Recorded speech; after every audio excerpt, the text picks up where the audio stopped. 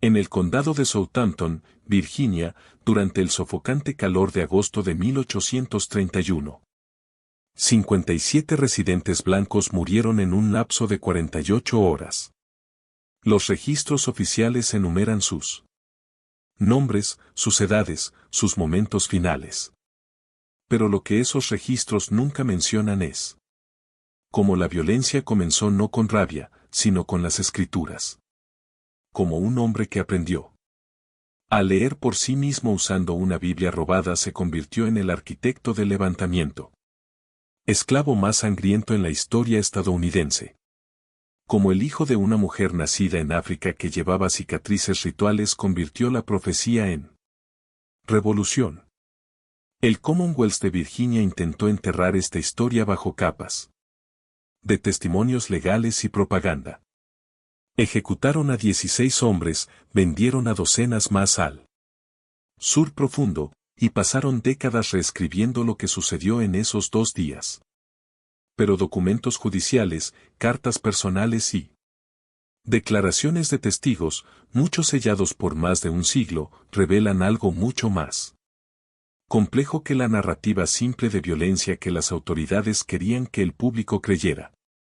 Antes de continuar con la historia de Nathaniel Turner, toma un momento para suscribirte a Liturgy of Fear y activar la campana de notificaciones porque historias como esta, historias que desafían todo lo que creíamos saber sobre la historia estadounidense, necesitan ser escuchadas. Y deja un comentario diciéndonos de qué estado o ciudad estás escuchando. Descubramos juntos la verdad que las personas poderosas trabajaron tan duro para ocultar. Lo que realmente sucedió en el condado de Southampton no comenzó en esa noche de agosto. Comenzó 31 años antes. En una pequeña cabaña donde una mujer miró a su hijo recién nacido y vio marcas que la hicieron llorar. Nancy Turner dio a luz a su hijo el 2 de octubre de 1800 en una rústica cabaña en la plantación de Benjamin Turner. El nacimiento en sí fue común. Virginia en otoño veía innumerables niños esclavos nacidos en la esclavitud. Pero lo que sucedió inmediatamente después daría forma a todo lo que siguió. Nancy, que había sido traída de África cuando era niña y aún llevaba las marcas tradicionales de escarificación de su tierra natal en sus brazos, examinó a su hijo infante con una intensidad que alarmó a las mujeres mayores presentes. Ella trazó sus dedos sobre su cabeza, su pecho, sus diminutos miembros, buscando algo. Tiene las marcas, susurró en un lenguaje que los otros esclavos no entendían completamente. Las protuberancias y cicatrices. Él es elegido. Las otras mujeres intercambiaron miradas preocupadas. Sabían lo que les pasaba a los niños esclavos cuyas madres reclamaban destinos especiales para ellos. Los amos no toleraban ese tipo de charla. Pero Nancy insistió en que su hijo llevaba marcas inusuales en su cuerpo desde el nacimiento. Señales que reconoció de las tradiciones espirituales de su tierra natal. Si estas marcas eran reales o imaginadas por una madre desesperada buscando significado en una existencia insoportable. Nadie podía decirlo con certeza. Pero Nancy creía con absoluta convicción y crió a Nathaniel con esa creencia tejida en cada momento de su infancia. Benjamin Turner, el dueño de la plantación, era un agricultor relativamente próspero que trabajaba su tierra junto a sus 12 esclavos. Él era ni el más cruel ni el más amable de los amos. Existía en ese vasto terreno medio de hombres que aceptaban la esclavitud como una necesidad económica sin brutalidad excesiva, pero también sin remordimientos morales. Su esposa Elizabeth notó temprano que el chico Turner era diferente de otros niños esclavos. Mientras otros de su edad jugaban en la tierra, o ayudaban con tareas simples, el joven Nathaniel se sentaba durante horas estudiando las formas de las hojas, los patrones de las sombras, los movimientos de los insectos a través del suelo. Cuando Nathaniel tenía 3 o 4 años, Demostró una habilidad que envió ondas de inquietud a través de los cuartos de esclavos y la casa principal por igual. Él describió eventos que habían ocurrido antes de su nacimiento con tal detalle específico que los esclavos mayores juraban que debía haberlos presenciado de alguna manera. Habló de tormentas que habían destruido cosechas en años particulares, de un caballo que se había roto la pierna en un lugar específico, de conversaciones entre personas que habían muerto antes de que él naciera. Su abuela, Bridget, la madre de Nancy, que aún llevaba el nombre africano que se negaba a abandonar, alentaba a este don, viendo en él la confirmación de la profecía de Nancy. El chico ve lo que otros no pueden, decía Bridget en tonos bajos a los otros esclavos. Los ancestros hablan a través de él. Benjamin Turner escuchó estas historias y, con la curiosidad casual de un hombre cuya propiedad había resultado interesante, decidió enseñar al chico a leer. Esto era ilegal en Virginia. Enseñar a los esclavos a leer había sido prohibido desde 1819. Pero Turner lo hizo de todos modos, quizás divertido por la inteligencia del niño, quizás motivado por alguna noción medio formada de deber cristiano.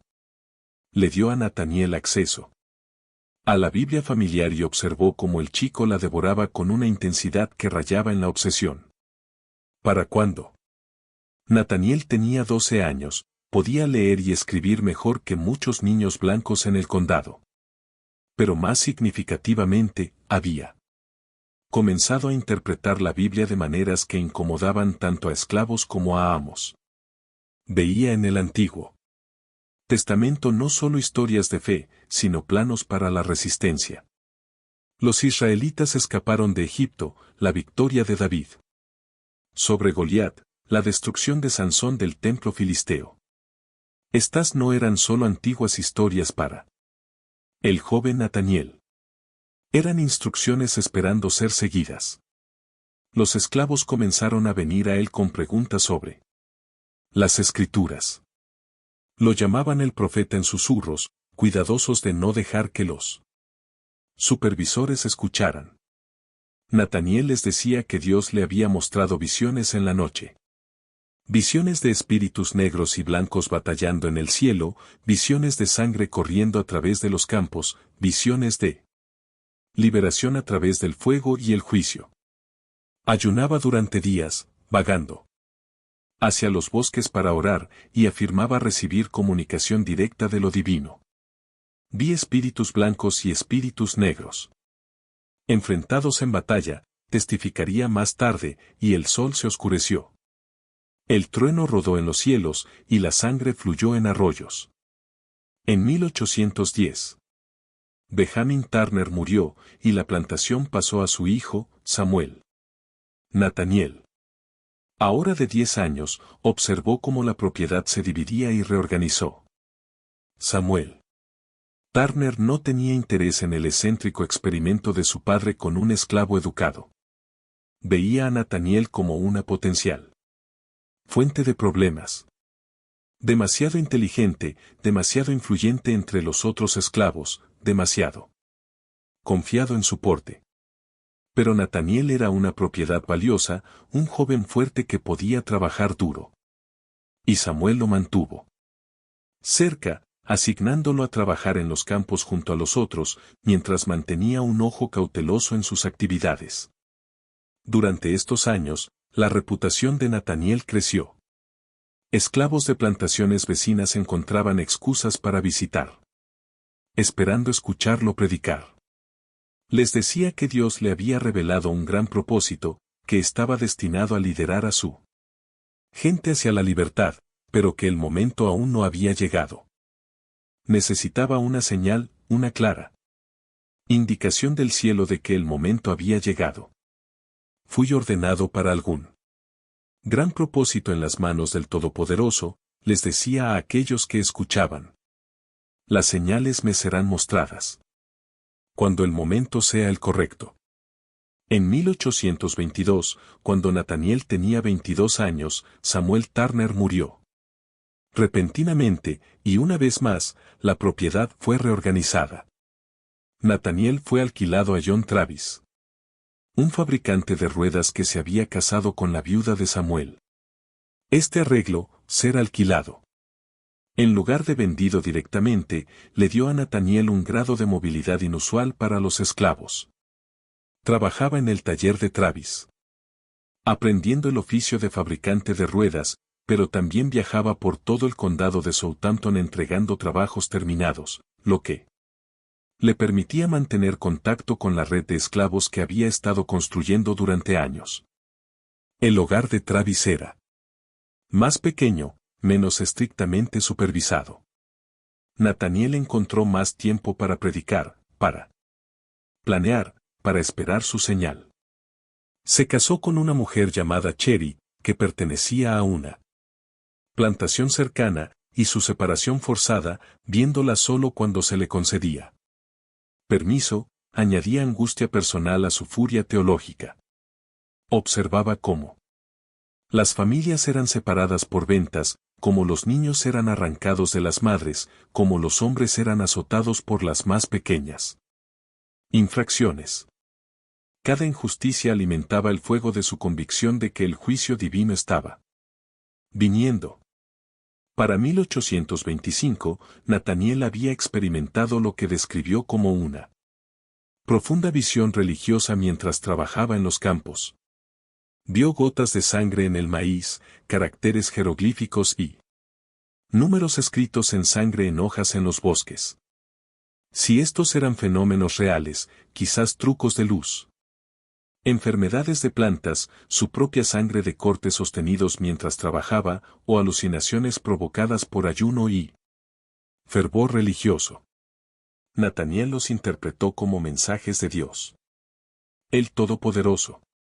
Lo estaba preparando para su misión.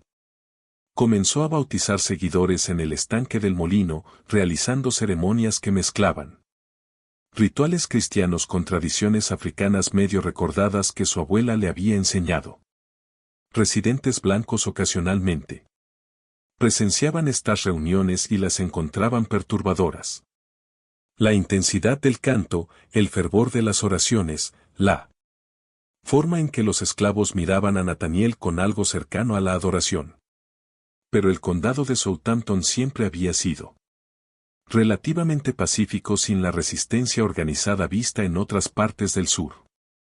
La población blanca veía estas reuniones religiosas como inofensivas, quizás incluso útiles para mantener a los esclavos dóciles y enfocados en la liberación celestial, en lugar de la terrenal. Estaban catastróficamente equivocados. El 12 de febrero de 1831, el sol desapareció en él. Medio del día. Un eclipse solar barrió Norteamérica. Y en el condado de Southampton, Virginia, esclavos y amos por igual se pararon en sus patios, observando cómo la luna consumía lentamente el sol. La temperatura bajó, los pájaros dejaron de cantar y regresaron a sus nidos. Un extraño crepúsculo se asentó sobre el paisaje al mediodía. Nathaniel Turner se paró en el patio de Travis, su rostro vuelto hacia arriba, lágrimas corriendo por sus mejillas. Esta era la señal que había estado esperando. Después de años de visiones, profecías y preparación, Dios había finalmente hablado claramente. El momento había llegado. Era la señal que había estado esperando. Explicaría más tarde, debería levantarme y prepararme y matar a mis enemigos con sus propias armas. Pero Nathaniel no actuó inmediatamente. Era un hombre cuidadoso, metódico en su planificación, a pesar del fervor religioso que lo impulsaba. Pasó los siguientes 6 meses organizando, reclutando, preparando. Había identificado a 4 hombres en los que confiaba completamente. Henry Porter, Ark. Travis, Nelson Williams y Sam Edwards. Estas no fueron elecciones aleatorias. Cada hombre era fuerte, determinado y tenía sus propias razones para querer romper las cadenas que lo ataban. Henry había visto A su esposa vendida a una plantación en Georgia 3 años antes. Ark había sido prometido. Libertad por su dueño anterior, solo para que esa promesa se rompiera cuando el hombre murió y lo dejó a Travis en su lugar. Nelson llevaba cicatrices en su espalda de un azote que casi lo mató. Sam había enterrado a 2 de sus hijos, ambos muertos antes de sus 5º cumpleaños por enfermedades que podrían haber sido tratables. Si los niños esclavos recibieran el mismo cuidado médico que los niños blancos. Nathaniel les contó sobre el eclipse. Sobre sus visiones, sobre el mandato divino que había recibido. Más importante aún, les contó sobre su plan. Golpearían el 4 de julio, el día de la independencia de América, una fecha elegida por su ironía simbólica. Comenzarían en la granja de Travis, luego se moverían metódicamente a través del condado, reuniendo más seguidores y armas a medida que avanzaban. Su objetivo final era llegar a Jerusalén, la sede del condado, apoderarse del Arsenal allí y encender un levantamiento más amplio a través de Virginia y el sur. Pero a medida que se acercaba el 4 de julio, Nathaniel cayó enfermo. Si esto fue una enfermedad genuina, una crisis de duda o un retraso calculado es desconocido. El levantamiento planeado fue pospuesto. Sus seguidores se inquietaron, preguntándose si su profeta había perdido el valor o si Dios había retirado el mandato divino.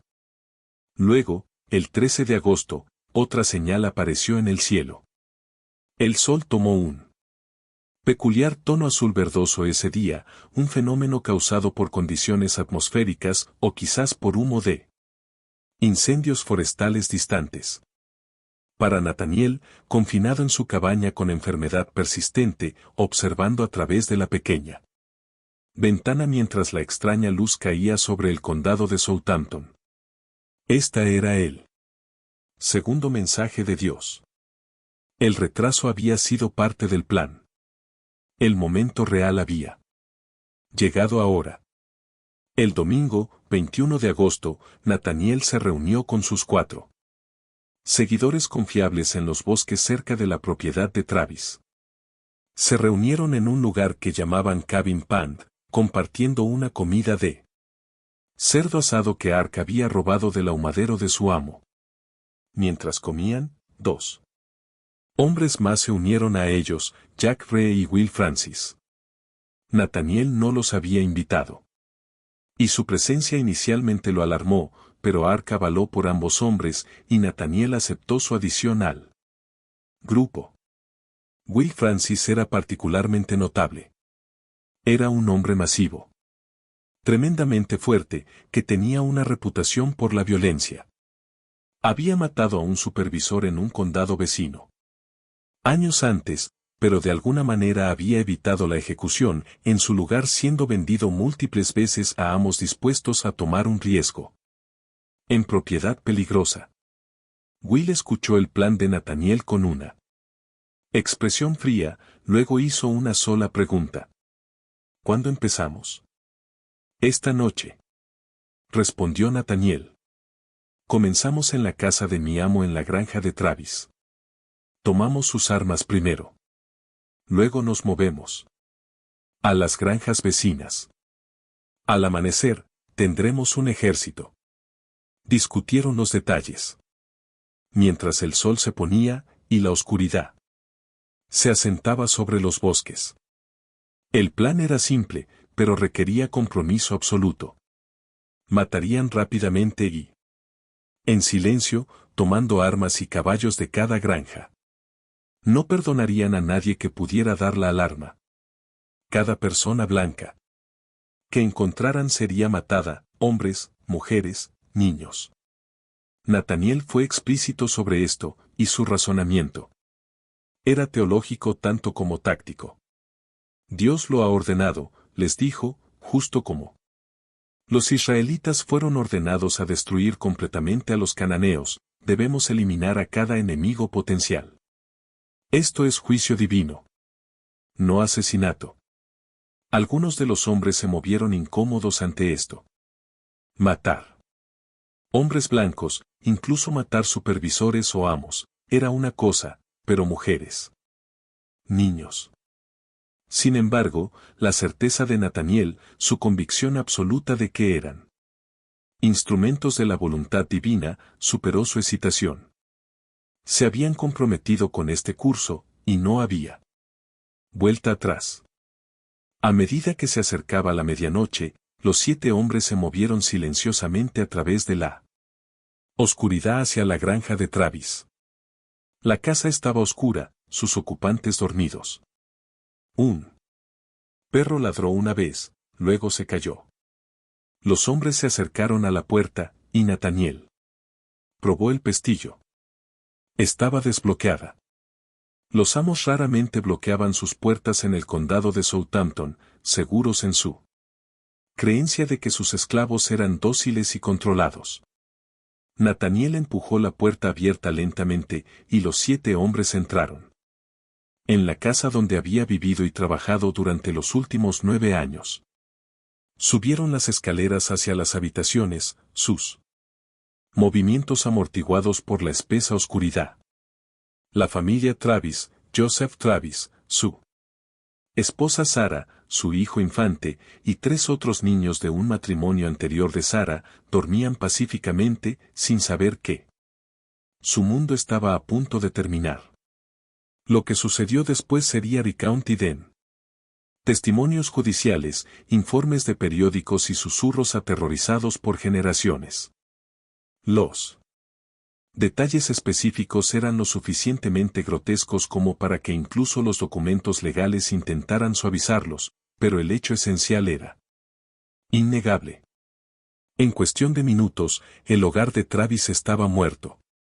Nathaniel y sus hombres se movieron a través de la casa sistemáticamente usando hachas y machetes porque Nathaniel les había ordenado trabajar en silencio.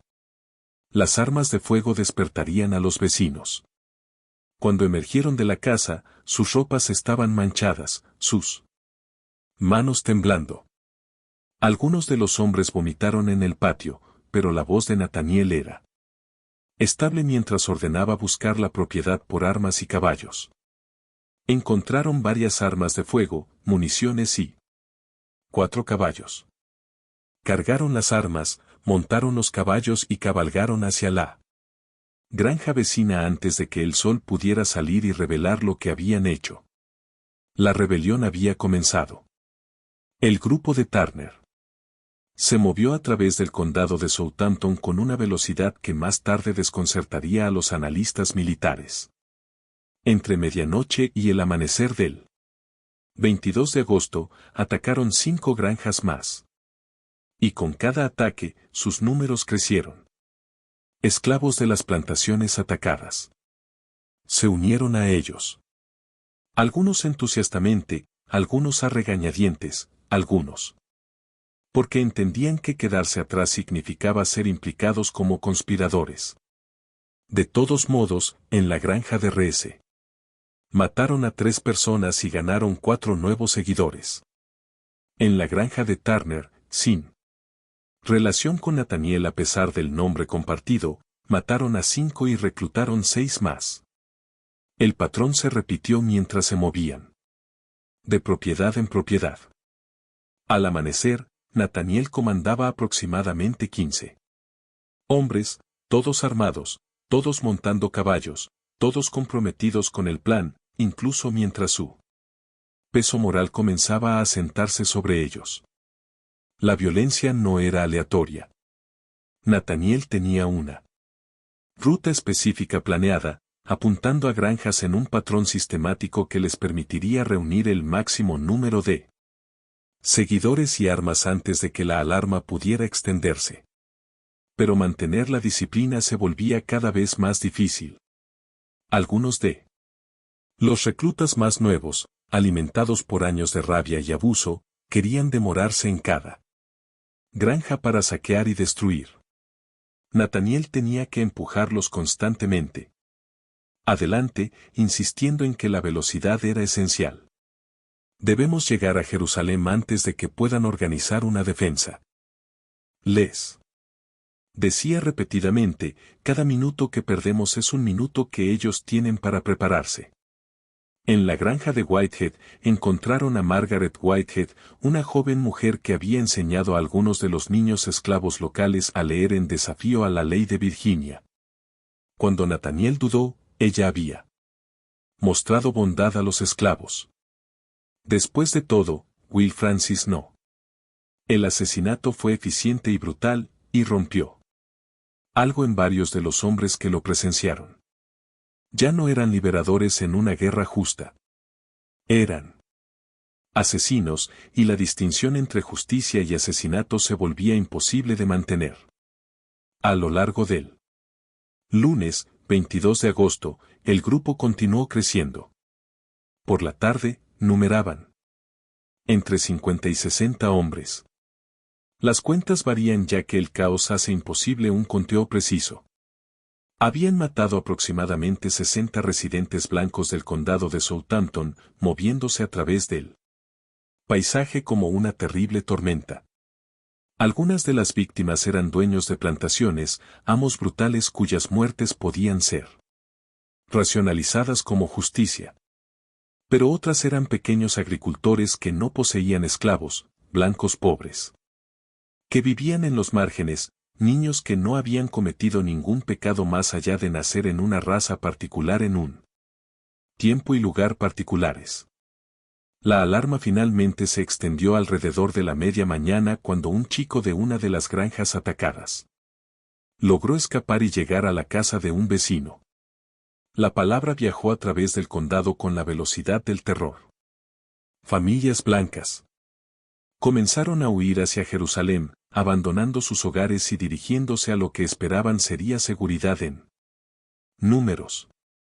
La milicia del condado fue convocada y jinetes fueron enviados a condados vecinos solicitando refuerzos. Por la tarde del lunes, la fuerza de Nathaniel había crecido a su tamaño máximo, pero signos de desorganización eran evidentes. Muchos de los reclutas más nuevos estaban ebrios. Habían allanado las bodegas de licor en varias granjas, y mantener la marcha disciplinada hacia Jerusalén se volvió imposible. La columna se extendió a lo largo del camino con algunos hombres rezagados muy atrás, otros corriendo adelante. Nathaniel intentó mantener el control, pero era un predicador, no un comandante militar, y la situación se deterioraba rápidamente. En la granja de Parker, aproximadamente a 3 millas de Jerusalén, encontraron resistencia armada por primera vez. Un grupo de hombres blancos, quizás una docena, se habían barricado en la casa y abrieron fuego mientras la fuerza de Nathaniel se acercaba. Los rebeldes tenían armas ahora, pero la mayoría nunca había disparado una antes. El intercambio fue breve y caótico. Varios de los seguidores de Nathaniel fueron heridos. Uno muerto. Los defensores blancos mantuvieron la casa, y Nathaniel tomó la decisión táctica de rodearla y continuar hacia Jerusalén. Pero el retraso había sido costoso. Más hombres blancos armados se estaban reuniendo, organizándose en unidades de milicia. El elemento de sorpresa se había ido. Y la ventaja en números de los rebeldes significaba poco cuando enfrentaban a hombres entrenados con mejores armas y posiciones defensivas. Esa noche, mientras la oscuridad caía de nuevo, la fuerza de Nathaniel acampó en los bosques cerca de la plantación Ridley. Habían viajado en un círculo aproximado a través del condado, y ahora estaban más cerca de donde habían empezado que de Jerusalén. La moral se estaba rompiendo. Algunos de los hombres querían continuar el ataque, avanzar sin importar el costo. Otros querían huir, desaparecer en los bosques e intentar escapar al norte. Algunos susurraban sobre rendirse, aunque todos sabían que la rendición significaba ejecución cierta. Nathaniel pasó la noche moviéndose entre sus seguidores, intentando mantenerlos comprometidos con el plan. Les recordaba las visiones, las señales de Dios, el mandato divino que estaban cumpliendo. Pero sus palabras sonaban huecas incluso para él. La rebelión estaba fallando, y lo sabía. La población blanca estaba organizada ahora. Armada y furiosa. El elemento de sorpresa, la única ventaja real que los rebeldes habían poseído alguna vez, se había ido. Si estás sintiendo la tensión de este momento cuando todo lo que Nathaniel Turner planeó comenzó a desmoronarse, toma un segundo para dar like a este video y compartirlo con alguien que aprecia verdaderos misterios históricos.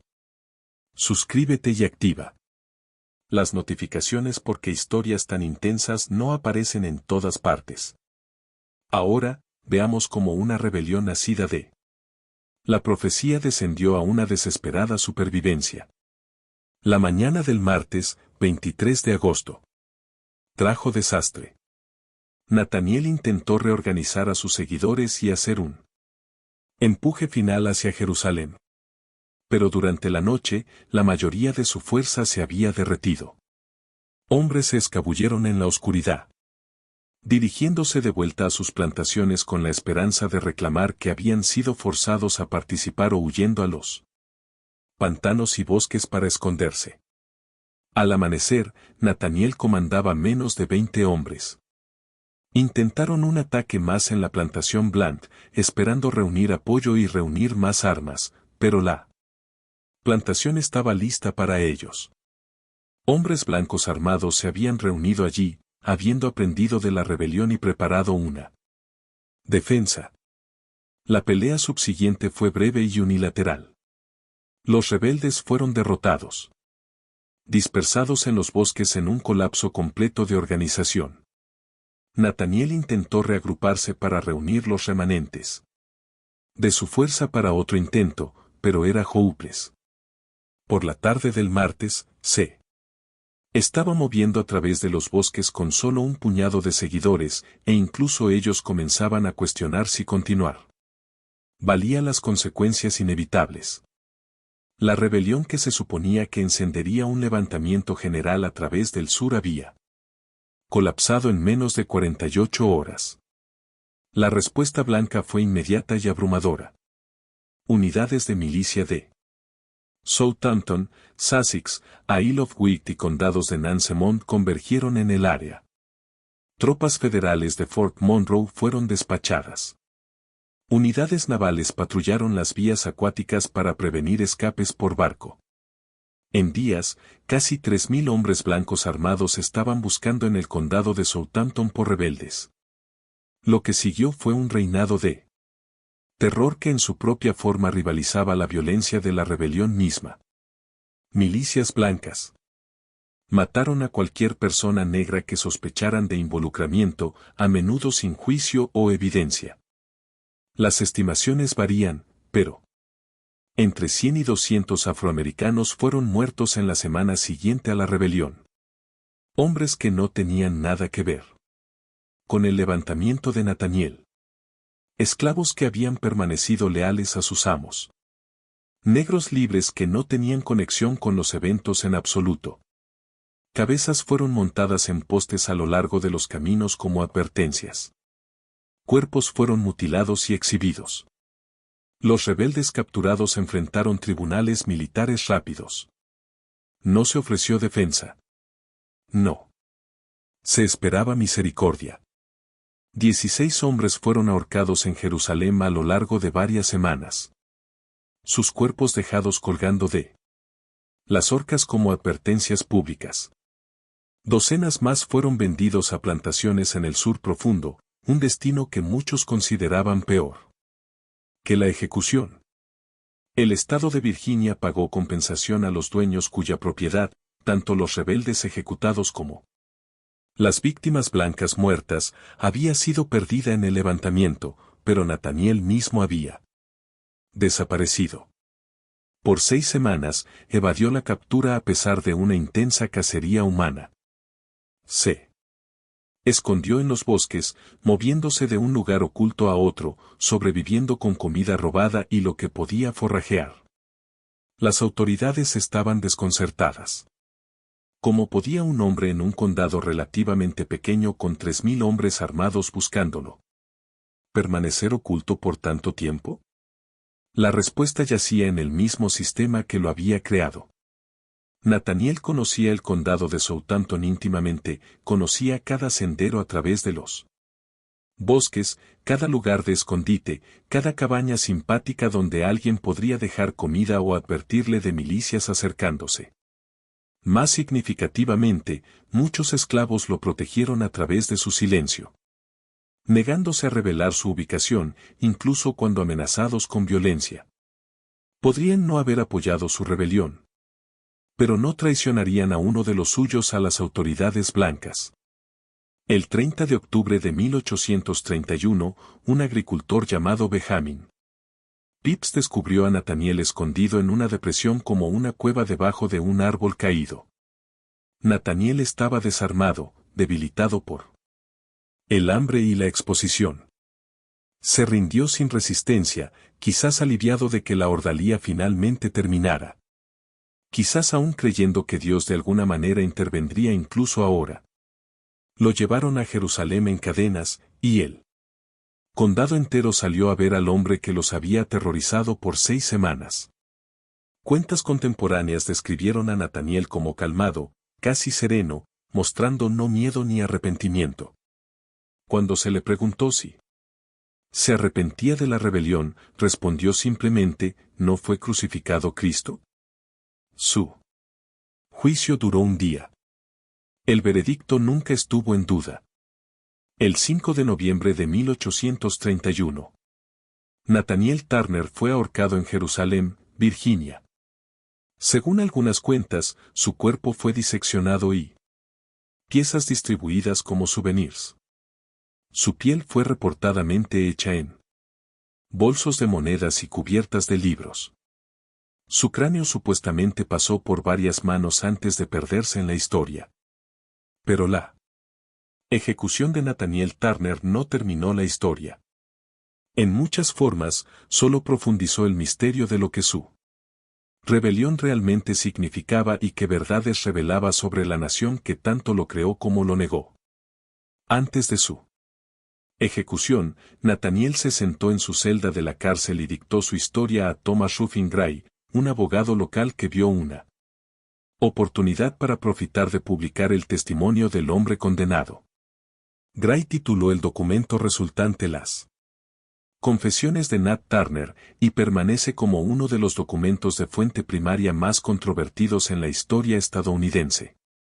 Leer la cuenta de Gray plantea más preguntas de las que responde. ¿Cuánto de ello representa las palabras reales de Nathaniel, y cuánto fue filtrado a través de los propios prejuicios y intereses comerciales de Gray? Gray enmarcó la confesión como una advertencia a otros esclavos y prueba de que esclavos educados eran peligrosos. Pero la voz de Nathaniel, asumiendo que es su voz, viene a través con una claridad y complejidad inquietantes. Me has pedido que dé una historia de los motivos que me indujeron a emprender la reciente insurrección. La confesión comienza. Para hacerlo, debo ir de vuelta a los días de mi infancia. A lo largo del documento, Nathaniel describe sus visiones con la certeza de una experiencia religiosa genuina. El Espíritu Santo se le apareció en los campos. Dios le habló directamente, ordenándole tomar las armas contra sus opresores. Las señales en el cielo, el eclipse, la extraña coloración del sol eran mensajes divinos claros de que el momento había llegado. Pero la confesión también revela momentos de cálculo y planificación que se sientan incómodamente junto al fervor religioso. Nathaniel eligió sus seguidores cuidadosamente, planeó su ruta estratégicamente, tomó decisiones tácticas sobre timing y objetivos. Era él un fanático religioso impulsado por visiones o un revolucionario calculador usando la religión como herramienta para inspirar y organizar. La verdad probablemente abarca a ambos.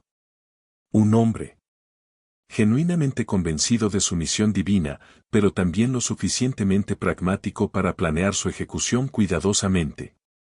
Lo que está conspicuosamente ausente de la confesión publicada de Gray es cualquier exploración real de las motivaciones de Nathaniel. Más allá del marco religioso. El documento menciona la esclavitud solo de pasada, como si las condiciones de esclavitud fueran incidentales al levantamiento en lugar de su causa fundamental. Gray quería presentar a Nathaniel como un loco religioso cuya violencia provenía de fanatismo en lugar de agravio legítimo. Reconocer la brutalidad sistemática de la esclavitud habría socavado esa narrativa. Sin embargo, incluso a través del filtro de Gray, la realidad se filtra. Nathaniel describe viendo a su padre escapar a la libertad cuando Nathaniel era un niño, nunca para regresar. Menciona ser prevenido de casarse con la mujer que amaba porque pertenecían a dueños diferentes. Él referencia incontables humillaciones pequeñas y crueldades mayores presenciadas a lo largo de su vida. Las visiones religiosas pueden haber sido reales para él, pero crecieron de suelo fertilizado por 30 años de deshumanización sistemática. La publicación de las confesiones de Nat Turner envió ondas de choque a través del sur. Vendió miles de copias, haciendo a Gray un profit sustancial mientras simultáneamente aterrorizaba a los sureños blancos con su depiction de un esclavo educado, articulado capaz de resistencia organizada. El documento se convirtió en la exhibición en argumentos para controles más estrictos de esclavos, para leyes prohibiendo enseñarles a leer para aumentar la vigilancia y el castigo. Pero la confesión también se convirtió en algo más. Prueba de que los esclavos no eran los seres contentos, infantiles que los defensores de la esclavitud reclamaban que eran. Aquí había un hombre que podía leer y escribir mejor que la mayoría de los sureños blancos, que podía citar las escrituras con la precisión de un ministro entrenado, que podía organizar y liderar una compleja operación militar. La mera existencia de Nathaniel Turner y su testimonio contradecía cada suposición sobre la que la esclavitud estaba construida. Virginia respondió con una ola de legislación restrictiva. Leyes prohibiendo a los esclavos reunirse para servicios religiosos fueron fortalecidas. Penalidades por enseñar a esclavos a leer se volvieron más severas. Negros libres enfrentaron nuevas restricciones en sus movimientos y actividades. La estructura entera de control esclavo fue apretada con el condado de Southampton sirviendo como el ejemplo de lo que podría pasar si la vigilancia alguna vez se relajaba. Pero la legislación no podía abordar las preguntas más profundas. El levantamiento levantó a través del sur. Dueños de esclavos miraron a su propia propiedad con nueva sospecha. El sirviente leal que había trabajado fielmente por años. ¿Podría él estar planeando algo similar? ¿El esclavo religioso que predicaba contentamiento y obediencia? ¿Estaba él secretamente reuniendo seguidores? ¿El esclavo de casa confiado con acceso a la familia? ¿Se levantaría en la noche? Estas preguntas no tenían respuestas, y eso era quizás más aterrador que la violencia actual.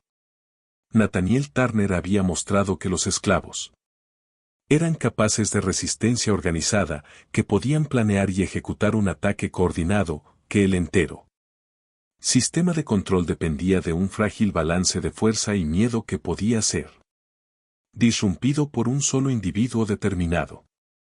En las décadas siguientes al levantamiento, autoridades de Virginia trabajaron sistemáticamente para minimizar, reencuadrar y finalmente enterrar la verdadera historia de lo que sucedió en el condado de Southampton. Registros oficiales fueron editados, cuentas de testigos oculares fueron suprimidas, y una narrativa cuidadosamente construida reemplazó la compleja realidad. El proceso comenzó casi inmediatamente después de que las ejecuciones terminaron. El gobernador John Floyd ordenó una revisión comprensiva de todos los documentos relacionados con la rebelión, ostensiblemente para entender lo que había sucedido y prevenir futuros levantamientos. Pero el propósito real se volvió claro a medida que ciertos testimonios desaparecieron del registro oficial a medida que declaraciones de testigos fueron aclaradas para alinearse con narrativas preferidas como hechos inconvenientes fueron omitidos silenciosamente de cuentas publicadas. La Asamblea General de Virginia convocó una sesión especial en diciembre de 1831 para abordar la rebelión.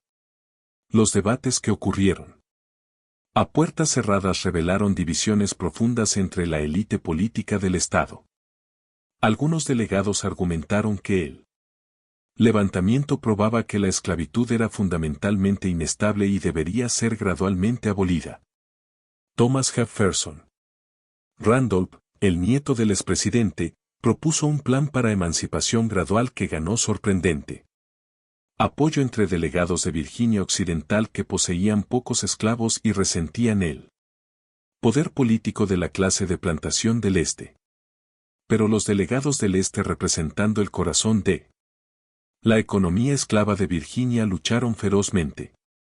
Argumentaron que la rebelión era una aberración causada por lenidad excesiva, demasiada libertad de movimiento para esclavos, demasiadas reuniones religiosas, poca vigilancia.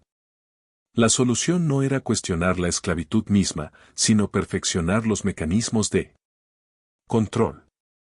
Advirtieron que cualquier discusión pública de emancipación sería interpretada por esclavos como debilidad y inspiraría más violencia. La facción pro-esclavitud ganó decisivamente. No solo fueron rechazadas las propuestas de emancipación, sino que el mismo registro del debate fue suprimido. El diario legislativo oficial hizo solo breves, vagas referencias a discusiones sobre las recientes perturbaciones. Cuentas detalladas de los argumentos para emancipación gradual fueron excluidas de registros publicados. Virginia no quería evidencia escrita de que su liderazgo político había siquiera considerado terminar la esclavitud, no sea que tal evidencia envalentonara a abolicionistas o inspirara esperanza entre los esclavizados. La versión autorizada enfatizaba varios puntos clave. Nathaniel era un fanático religioso vuelto loco por su propia inteligencia y la indulgencia tonta de amos que le enseñaron a leer. La rebelión era un estallido sin sentido, de violencia sin motivación política o social legítima. Los rebeldes eran salvajes e irracionales, matando indiscriminadamente sin propósito o plan. Lo más importante, el levantamiento no tenía apoyo entre la población esclava más amplia, probando que la vasta mayoría de esclavos estaban contentos con su condición. Esta narrativa servía múltiples propósitos. Absolvía a la clase dueña de esclavos de Virginia de responsabilidad por crear condiciones que podrían impulsar a la gente a resistencia violenta. Reforzaba argumentos para control más estricto mientras simultáneamente negaba que los esclavos tuvieran agravios legítimos. Transformaba a Nathaniel de un líder revolucionario en un cuento de advertencia sobre los peligros de educar esclavos y permitirles libertad religiosa. La comunidad médica participó en esta construcción narrativa de formas particularmente perturbadoras. El Dr. Samuel Cartwright, un prominente médico, publicó papers argumentando que esclavos que intentaban escapar o rebelarse sufrían de enfermedades mentales que él denominó drapetomanía y disaestesia etiópica. Estos diagnósticos pseudocientíficos patologizaban la resistencia, transformando el deseo humano natural por libertad en un desorden médico requiriendo tratamiento a través de labor aumentada y castigo físico. Nathaniel Turner se convirtió en un estudio de caso en estas condiciones fabricadas. Su inteligencia y liderazgo reencuadrados como síntomas de enfermedad mental en lugar de evidencia de capacidad. Iglesias a través de Virginia respondieron con mensajería coordinada diseñada para reforzar la complacencia esclava. Ministros predicaban que la rebelión probaba los peligros de malinterpretar las escrituras que Nathaniel había torcido la palabra de Dios para justificar el pecado, que el verdadero cristianismo demandaba obediencia a amos terrenales. Pasajes bíblicos enfatizando sumisión y paciencia fueron enfatizados, mientras pasajes sobre liberación y justicia fueron cuidadosamente evitados o reinterpretados. La Asociación Bautista de Virginia emitió declaraciones formales condenando la rebelión y recomendando instrucción religiosa aumentada para esclavos. Pero solo instrucción cuidadosamente controlada por ministros blancos enseñando doctrinas aprobadas. Pero la narrativa oficial no podía suprimir enteramente cuentas alternativas que circulaban entre la población esclavizada a través del sur. En conversaciones susurradas en cuartos de esclavos, Nathaniel Turner se convirtió en un tipo diferente de figura. Un hombre que había golpeado de vuelta contra la opresión, que había mostrado que la resistencia era posible. Que había probado que los esclavos no eran víctimas impotentes, sino potenciales agentes de su propia liberación. Las historias que circulaban tenían poco parecido con la confesión publicada de Thomas Gray. En narrativas esclavas, las visiones religiosas de Nathaniel eran validadas en lugar de patologizadas. Se convirtió en un profeta en el sentido bíblico, un hombre elegido por Dios para liberar a su gente de la esclavitud, cuya fracaso no era un juicio sobre su misión, sino simplemente prueba de que el tiempo no era el correcto aún. La violencia de la rebelión fue reencuadrada como juicio justo, comparable a la destrucción de Dios de Egipto o la conquista de Canaán por los israelitas. Estas no eran narrativas cómodas, pero proporcionaban significado y dignidad a gente negada de ambos. Frederick Douglass, que escapó de la esclavitud en 1838, más tarde escribió sobre cómo el nombre de Nathaniel Turner era hablado en los cuartos de esclavos de Maryland donde creció. Su nombre era susurrado en terror por los amos y en admiración por los esclavos. Douglass recordó, sabíamos que un hombre se había levantado. Y eso nos dio esperanza incluso en nuestras horas más oscuras. Douglass notó que los intentos de los esclavistas de suprimir la memoria de Turner tenían el efecto opuesto, convirtiéndolo en una figura legendaria cuya historia crecía más grande con cada retelling. Los detalles específicos de la rebelión podrían haberse distorsionado con el tiempo y la distancia, pero el mensaje esencial sobrevivió. Un hombre había luchado de vuelta, y había tomado 3.000 tropas armadas para detenerlo. Historias circulaban sobre los poderes sobrenaturales de Nathaniel, que podía leer pensamientos, predecir el futuro, sobrevivir heridas de bala, comunicarse con espíritus. Estos embellimientos, mientras históricamente inexactos, servían funciones psicológicas importantes para la comunidad esclavizada. Transformaban a Nathaniel de un rebelde fallido en una figura casi mitológica cuyo poder excedía lo que las autoridades blancas podían contener. El impacto a largo plazo en el sistema esclavo de Virginia fue profundo, incluso si oficialmente negado. Patrullas esclavas se volvieron más frecuentes y más violentas con inspecciones nocturnas regulares de cuartos de esclavos buscando ítems prohibidos como libros, armas o mapas. La vigilancia de reuniones esclavas se intensificó dramáticamente. Cualquier reunión religiosa requería un observador blanco presente en todo momento. Esclavos encontrados viajando sin permiso escrito enfrentaban castigo inmediato y severo. Cualquier signo de educación o habilidad de liderazgo en un esclavo se volvía motivo de sospecha y a menudo para venta a una plantación en el sur profundo donde el esclavo sería aislado de entornos familiares y redes de apoyo.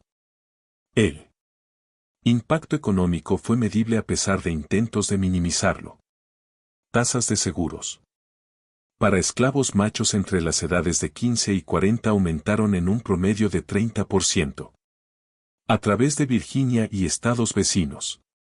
Dueños de plantaciones que previamente habían permitido a esclavos relativa libertad de movimiento ahora implementaron estrictos sistemas de contabilidad rastreando cada ubicación de esclavo en todo momento. El costo de mantener control, más supervisores. Más patrullas, más supervisión administrativa, redujo la rentabilidad de la esclavitud en Virginia, contribuyendo al cambio gradual del Estado hacia vender esclavos al sur profundo en lugar de mantener grandes plantaciones.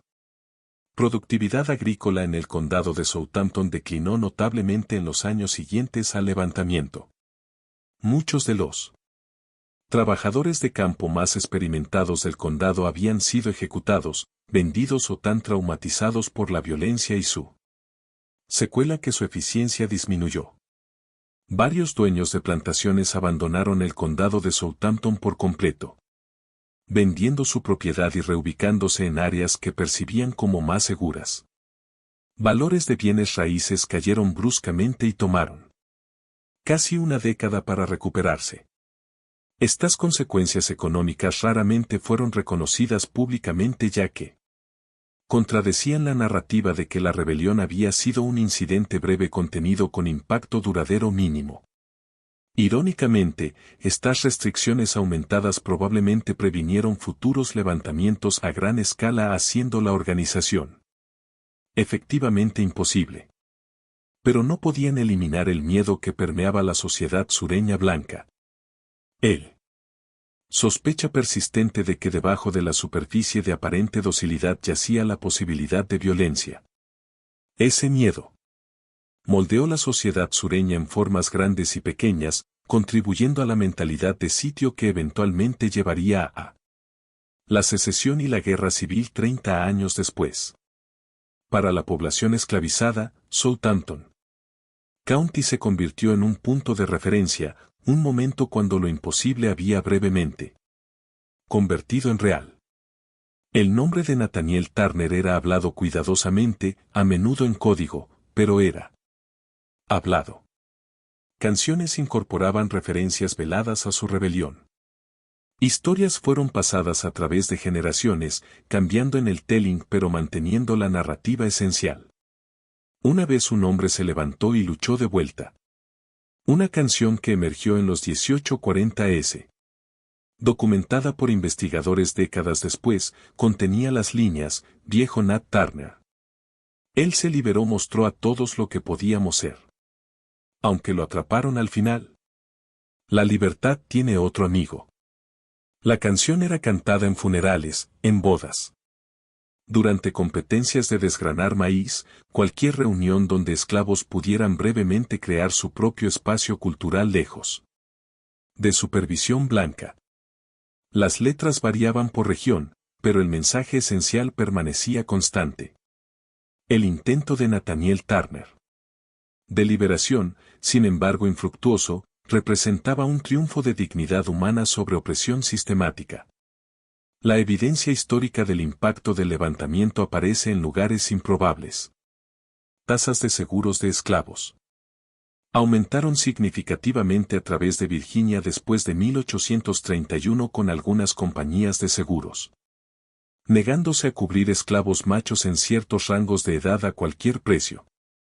Los precios pagados por esclavos machos disminuyeron relativos a esclavas hembras ya que compradores preocupados por comprar potenciales rebeldes. Leyes respecto al comercio interestatal de esclavos fueron modificadas para prevenir la importación de esclavos de estados del norte, donde podrían haber sido expuestos a ideas abolicionistas. Impuestos de importación en esclavos fueron ajustados para desalentar traer esclavos de África o el Caribe donde tradiciones revolucionarias eran más fuertes. La estructura económica y legal entera de la esclavitud se ajustó a sí misma en respuesta a esas 48 horas en el condado de Southampton. Legislaturas estatales a través del sur pasaron leyes explícitamente referenciando las recientes perturbaciones en Virginia como justificación para nuevas restricciones. Carolina del Sur hizo ilegal para negros libres regresar al estado después de viajar fuera de sus fronteras. Georgia prohibió a esclavos aprender cualquier oficio que pudiera darles independencia excesiva. Alabama prohibió todas las reuniones religiosas para esclavos a menos que supervisadas por observadores blancos. Estas Leyes pasadas en estados cientos de millas de Southampton County demostraron cuán profundamente la rebelión de Nathaniel Turner había sacudido el sistema entero de esclavitud sureña. En el norte, abolicionistas reaccionaron con una compleja mezcla de horror ante la violencia y reconocimiento de que la acción de Nathaniel representaba una respuesta lógica a opresión sistemática. William Lloyd Garrison publicó su primer issue de Deliberate en enero de 1831, 8 meses antes de la rebelión, y los eventos en el condado de Southampton dieron credibilidad urgente a sus advertencias sobre las consecuencias de continuar la esclavitud. Garrison caminó una línea cuidadosa en su respuesta a la rebelión. Condenó la violencia mientras argumentaba que la esclavitud misma creaba las condiciones que hacían tal violencia inevitable. Lo que hemos predicho por mucho tiempo ha sucedido, escribió en septiembre de 1831. Los esclavos se han levantado en rebelión sangrienta. La culpa no descansa en ellos, sino en aquellos que los han mantenido en cadenas y negado cada derecho humano. Aquellos que hacen imposible el progreso pacífico hacen inevitable la revolución violenta. Esta respuesta enfureció a lectores sureños y hizo el nombre de Garrison sinónimo con radicalismo peligroso a través de los estados esclavistas. Varios estados sureños ofrecieron recompensas por su captura y juicio. Georgia ofreció $5,000, una suma enorme, por cualquiera que trajera a Garrison al estado para enfrentar cargos de incitar insurrección. Estas reacciones validaron el enfoque táctico de Garrison. La rebelión había hecho el debate de esclavitud imposible de ignorar. Para muchos norteños que habían sido indiferentes a la cuestión de esclavitud, el condado de Southampton hizo el issue imposible de ignorar. La violencia era demasiado dramática, las implicaciones demasiado claras. Cuentas de periódicos, incluso aquellas filtradas a través de perspectivas editoriales sureñas, revelaron las circunstancias desesperadas que habían impulsado la rebelión.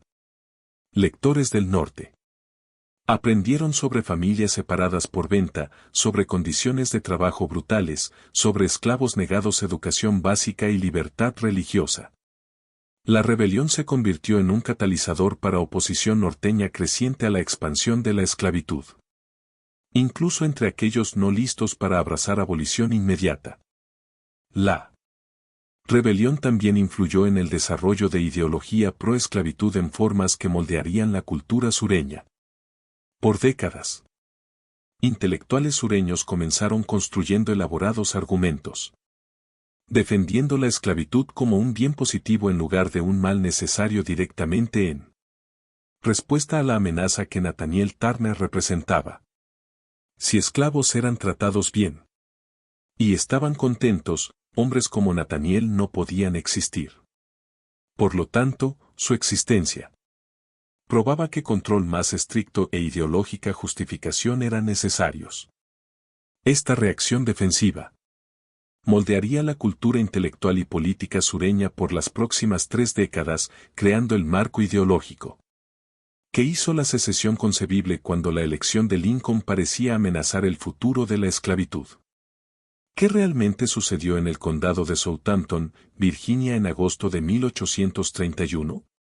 La pregunta parece simple, pero la respuesta permanece contestada casi 2 siglos después. Los hechos básicos son innegables. Un levantamiento esclavo ocurrió. Aproximadamente 60 personas blancas murieron. La rebelión fue suprimida y 16 rebeldes fueron ejecutados. Pero el significado de esos hechos, las motivaciones detrás de la violencia y las lecciones a ser extraídas de los eventos permanecen sujetos de debate intenso. ¿Era Nathaniel Turner un visionario religioso genuinamente convencido de que estaba siguiendo comandos divinos?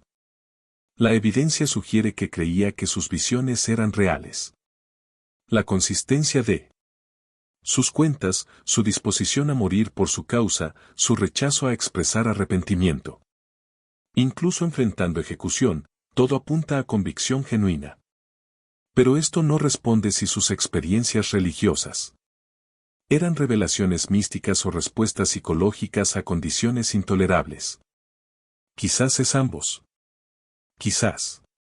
La mente humana bajo estrés suficiente crea las visiones necesarias para justificar acciones que el pensamiento racional solo no puede motivar. Era él un revolucionario político usando la religión como herramienta para inspirar seguidores. Su planificación cuidadosa, su pensamiento estratégico sobre rutas y objetivos, su conciencia del paisaje político más amplio, todo sugiere una inteligencia calculadora en trabajo. La rebelión no era un estallido espontáneo de violencia, sino una operación militar coordinada con objetivos específicos. Sin embargo, este cálculo no contradice su convicción religiosa. Muchos movimientos revolucionarios a través de la historia han combinado certeza espiritual con estrategia práctica. ¿Era la violencia justificada? Esta pregunta acecha cualquier examen honesto. De la rebelión, el asesinato de niños, de mujeres que habían mostrado bondad a esclavos, de pequeños agricultores que no poseían propiedad y no ejercían poder. ¿Cómo pueden estas muertes ser reconciliadas con cualquier marco moral? La respuesta de Nathaniel, hecha eco por muchos revolucionarios subsiguientes, era que la clase opresora no podía ser dividida en individuos inocentes y culpables. El sistema mismo era el enemigo, y todos los que se beneficiaban de él, incluso pasivamente, eran cómplices. Esta lógica ha sido usada para justificar violencia revolucionaria a través de la historia y permanece tan troubling ahora como lo era entonces. Sin embargo, la pregunta de justificación no puede ser separada de la pregunta de la esclavitud misma. Un sistema que trataba a seres humanos como propiedad que separaba familias a voluntad que imponía complacencia a través de violencia que negaba derechos y dignidad humanos básicos. ¿Qué respuesta a tal sistema podría ser considerada inapropiada? Si la violencia de Nathaniel Turner era injustificada, ¿qué forma de resistencia habría sido justificada?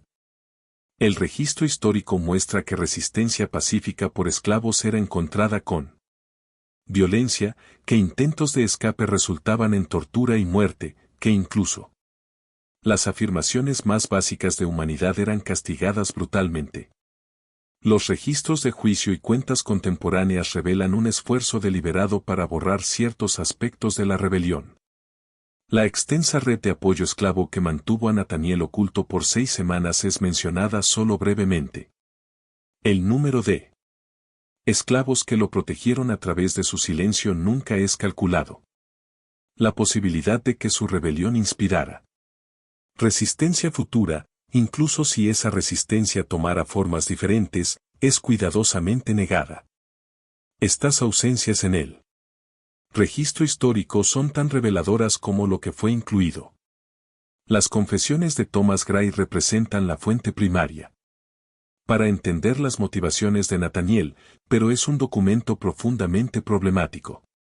Gray tenía incentivos financieros para sensacionalizar la cuenta, motivaciones políticas para enmarcarla en formas que apoyaran la esclavitud, y prejuicios personales que inevitablemente moldearon su transcripción.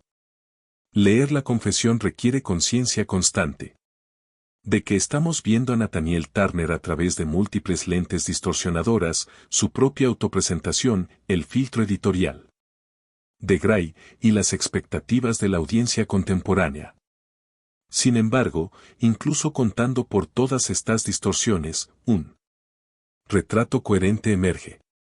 Un hombre altamente inteligente atrapado en un sistema que nunca podría reconocer su humanidad, que transformó su rabia y desesperación en certeza religiosa, que se convenció a sí mismo y a otros de que sanción divina justificaba violencia horrífica y que siguió sus convicciones a su conclusión lógica a pesar de saber que terminaría en su muerte. Este retrato no resuelve las preguntas morales que sus acciones plantean, pero las hace comprensibles en formas que narrativas simples de fanatismo o puro mal no pueden. La evidencia física de la rebelión ha desaparecido en gran medida. Las granjas donde la violencia ocurrió han sido reconstruidas, vendidas y transformadas. El árbol donde Nathaniel se escondió ha caído y decaído hace mucho.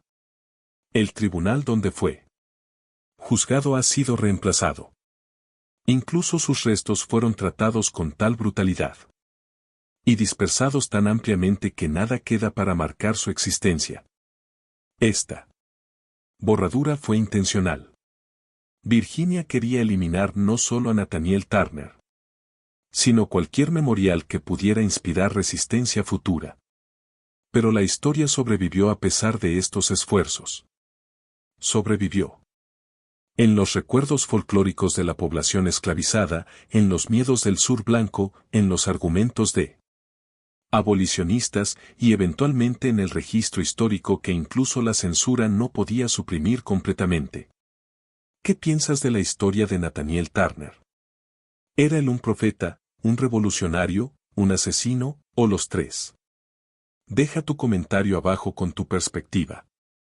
Si este misterio histórico te fascinó y quieres más contenido, explorando las esquinas más oscuras de la historia estadounidense, suscríbete a Liturgy of Fear.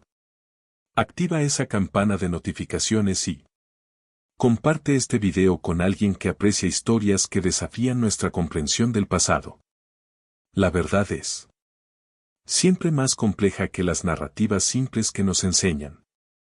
En el condado de Southampton hoy, no hay monumentos a Nathaniel Turner. No hay marcadores históricos que conmemoren donde la rebelión comenzó o donde terminó. Las ubicaciones de su juicio y ejecución son notadas solo en registros históricos especializados. Por casi un siglo después de su muerte, incluso mencionar su nombre en público era considerado peligroso e inapropiado. Este silencio habla volúmenes sobre cuán profundamente la rebelión sacudió la sociedad sureña. Eventos que autoridades quieren promover son memorializados, celebrados, transformados en mitos fundacionales. Eventos que quieren olvidar son enterrados bajo capas de silencio y borradura. La intensidad del silencio del condado de Southampton sobre Nathaniel Turner revela la profunda amenaza que sus acciones representaban. No solo la violencia física, que era terrible suficiente, sino el desafío ideológico al sistema entero de esclavitud. Porque Nathaniel Turner había probado varias cosas que los defensores de la esclavitud necesitaban negar. Que los esclavos eran completamente humanos, capaces de pensamiento complejo y planificación. Que entendían su opresión y la odiaban. Que arriesgarían todo por libertad. Y que el sistema entero de control dependía de fuerza en lugar de consentimiento. Estas verdades hicieron la esclavitud moralmente indefendible, y la única respuesta era suprimirlas lo más completamente posible. Las réplicas del levantamiento reverberaron a través de la historia estadounidense. En formas obvias y sutiles. Las restricciones aumentadas en esclavos que siguieron hicieron el sistema aún más cruel y totalizador. El miedo que permeaba la sociedad sureña blanca contribuyó a la paranoia y defensividad que explotaría en secesión en 1860. La prueba de que resistencia violenta era posible, incluso si en última instancia infructuosa, influyó en los cálculos de tanto abolicionistas como esclavos en las décadas llevando a la guerra civil. Cuando tropas de la Unión ocuparon el condado de Southampton durante la guerra civil, antiguos esclavos ancianos les contaron historias sobre Nathaniel Turner que habían sido pasadas por 30 años. Algunos de los detalles se habían confundido o exagerado, pero la narrativa esencial permanecía. Un hombre se había levantado y luchado, y por un breve momento había golpeado terror en los corazones de la clase opresora. Esa memoria había sostenido a la gente a través de 3 más Décadas de esclavitud había dado esperanza de que la liberación era posible, incluso cuando parecía imposiblemente distante. Historiadores modernos continúan debatiendo el lugar de Nathaniel Turner en la historia estadounidense.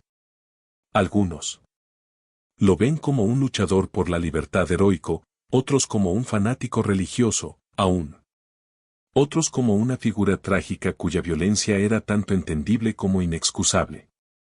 La verdad probablemente abarca todas estas perspectivas y más. Era un ser humano complejo cuyas acciones fueron moldeadas por circunstancias imposibles, que tomó decisiones que continúan perturbándonos porque resisten simple categorización moral. Lo que permanece más allá de debate es que esas 48 horas en el condado de Southampton cambiaron la historia estadounidense.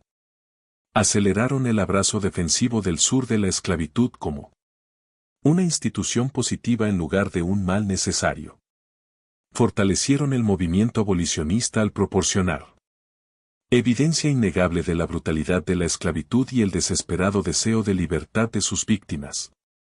Influyeron en el desarrollo de sistemas de control esclavo a través de las Américas mientras otras sociedades esclavistas estudiaban la respuesta de Virginia e implementaban restricciones similares. Y probaron que los esclavizados no eran víctimas pasivas, esperando salvadores blancos para liberarlos, sino agentes activos que se apoderarían de la libertad por fuerza si no existiera otra opción. Esta verdad era demasiado peligrosa para reconocer públicamente. Así que fue enterrada bajo capas de propaganda, restricciones legales y olvido deliberado. Pero nunca podría ser completamente borrada porque fue presenciada por demasiada gente y significaba demasiado para aquellos que vivían en esclavitud. El condado de Southampton, Virginia en agosto de 1831 era un lugar donde las contradicciones de la sociedad estadounidense se volvieron imposibles de ignorar. Una nación fundada en principios de libertad e igualdad, construida sobre un sistema de esclavitud total. Una sociedad cristiana que justificaba la crueldad más no cristiana. Una república democrática que negaba humanidad básica a una porción substancial de su población. Estas contradicciones tenían que ser mantenidas a través de violencia, vigilancia y negación sistemática. Y. Nathaniel Turner expuso su inestabilidad fundamental. La rebelión falló en sus objetivos inmediatos. Jerusalén nunca fue alcanzada. No ocurrió levantamiento general y la esclavitud continuó por otros 34 años. Pero el miedo que infundió, las preguntas que levantó, y la prueba que proporcionó de que el sistema podía ser desafiado, estos efectos reverberaron hacia adelante a través del tiempo, contribuyendo a las tensiones políticas que eventualmente desgarrarían la nación y forzarían un reckoning con la injusticia fundamental en su núcleo. En el análisis final, la verdadera historia que América nunca quiso contada sobre Nathaniel Turner no es solo la cuenta de su rebelión y su supresión brutal. Es la historia más grande de lo que sus acciones revelaron sobre la nación misma, la violencia necesaria para mantener la esclavitud, el miedo que permeaba la sociedad esclavista, el coraje desesperado de aquellos que resistieron, y las longitudes a las que las autoridades irían para suprimir no solo la rebelión, sino la memoria de la rebelión. Los documentos existen. Registros de juicio, cuentas de periódicos contemporáneos. La confesión de Thomas Gray, cartas y diarios de aquellos que vivieron a través de los eventos. Pero por generaciones, fueron tratados como artefactos peligrosos, mejor mantenidos en archivos donde no pudieran inspirar pensamientos peligrosos. La historia fue escrita por los vencedores, moldeada para servir sus intereses, despojada de sus implicaciones más desafiantes. Sin embargo, la verdad persistió en los silencios, en las miradas nerviosas que los sureños blancos lanzaban hacia sus esclavos, en las canciones cantadas silenciosamente en cuartos de esclavos, en el apretar de controles que revelaba miedo ongoing. El condado de Southampton, Virginia, agosto de 1831. 2 días que cambiaron todo mientras oficialmente cambiaban nada. Una rebelión suprimida pero nunca verdaderamente olvidada. Una historia enterrada pero nunca completamente destruida. Esa es la verdad que América nunca quiso contada. No solo que Nathaniel Turner lideró una rebelión esclava, sino que probó que la esclavitud solo podía existir a través del terror. Que demostró la mentira en él corazón del sistema, y que sus acciones, sin embargo moralmente traveling que permanezcan, eran el resultado inevitable de una institución tan fundamentalmente injusta que solo podía generar violencia en respuesta.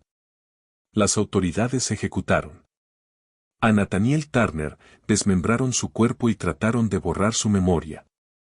Pero no pudieron borrar las preguntas que forzó a la nación a confrontar. Preguntas que eventualmente requerirían una guerra civil para responder.